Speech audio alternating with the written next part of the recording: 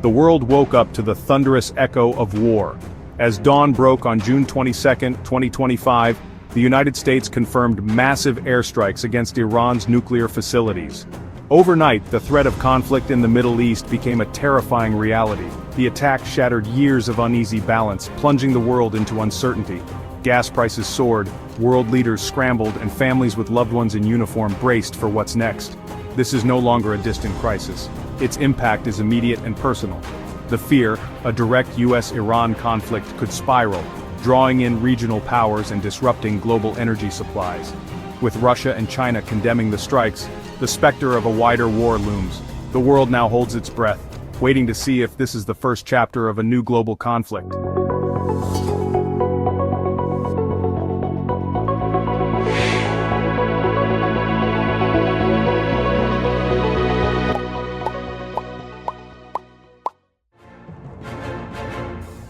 The attack was a stunning display of military power, executed with precision and secrecy. US B-2 bombers struck Iran's Fordow, Natanz, and Isfahan nuclear sites, using bunker-busting bombs and cruise missiles. Satellite images show massive craters where key facilities once stood. The US claims it acted on intelligence that Iran was close to assembling a nuclear weapon. Officials insist the strike was preemptive, not a declaration of wider war. Iran, caught off guard, condemned the attack as an act of war, and vowed to continue its nuclear program. No immediate radioactive contamination was reported, but the damage is severe. The stage is set for a dangerous and unpredictable response. The timing of these strikes is no accident. It's the result of months of rising tensions and failed diplomacy. Intelligence from Israel suggested Iran was nearing a nuclear breakthrough. Recent Iranian-backed attacks and a brief war with Israel pushed the region to the brink. Diplomatic efforts collapsed, leaving military action as the chosen path.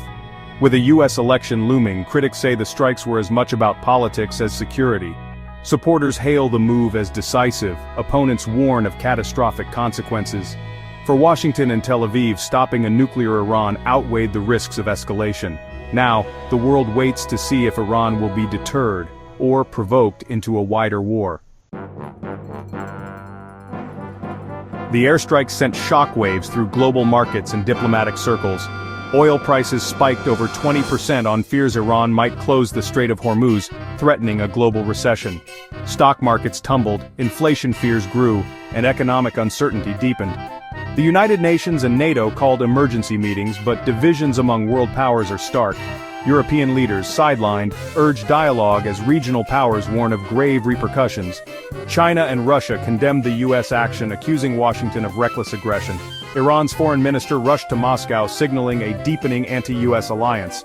The world is splitting into rival camps, with the risk of escalation growing by the hour. The economic fallout could rival the military one, with millions bracing for impact.